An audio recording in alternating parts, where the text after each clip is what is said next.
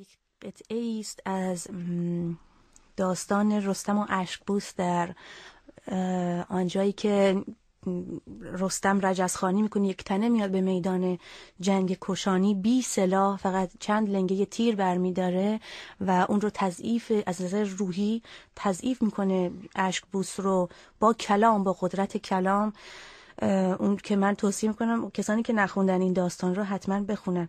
یک بخش کوتاهی رو اجرا خواهم کرد که داستان از اونجاست که حالا اسب اشکبوس تیر خورده و میاد تهمتن، باز لنگه تیر آورد، بوسید، گفت یزدان پاک، یزدان کیوان خدیو، همه عزت ایران زمین بسته به این تیر است.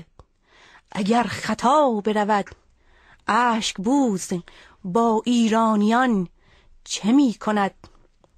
لنگه تیر ستون کرد چپ را و خم کرد راست، ستون کرد چپ را و خم کرد راست. خروش از خم چرخ چاچی بخواست، چو سوفارش آمد به پهنای گوش. ز چرم گوزنان برآمد خروش، چو پیکان ببوسید انگشت اوی. رستم باز رو کرد به آسمان، لنگه تیر گذاشت به چله کمان. چه کمانی، الله الله، چه کمانی که اگر بر زبر چنگ براریش، تو گویی ز فلک قوس و قزح آمده یا اژدر بلعنده او بهر قضا لب بگشوده است. چه تیری، چه تیری که زره چاکن و سینه شکافنده و پیکان پر از زهر، وی از عقرب جرار سبق برده و از مار سیه برده گرو در تک و دوی. چون به کمان بندیش از طارم چاچی گذرد، چون ز کمان دل مردان خدا تیر دعا را.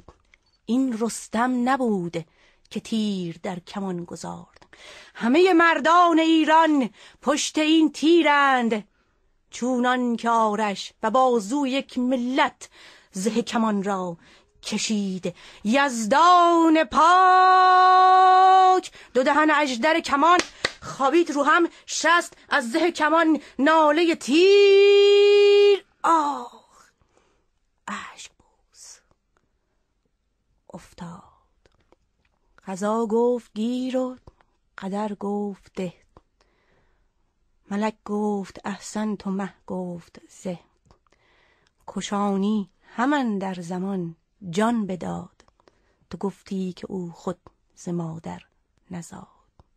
تهمتن گفت کشانی، اینجا ایران است و جای نره شیران.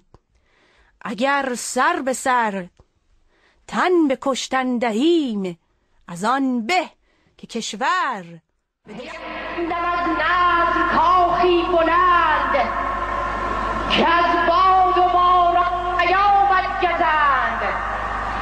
همه رخش اندیشه را زین کنیم، جهان را به شهنامه آذین کنیم. هر آن کس که شهنامه خوانی کند، چه مرد و چه زن جوانی کند. نومان دست برد به نیرنگ، نه سپهبد سهراب.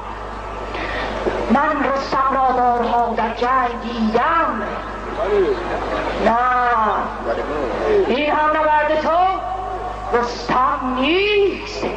قد و قامت سهراب شیراوژن بلند شد، پرید به گرزمند، زد به میدان. چون به هم رسیدند، چشم مردانه سهراب افتاد به چشم رستم. بدو گفت که ای رسته از چنگ شیر، چرا آمدی باز نزدم دلیر؟ گفت برای کشتی. گفت ای مرد، ز نام تو کردم بسی جستجوی. نگفت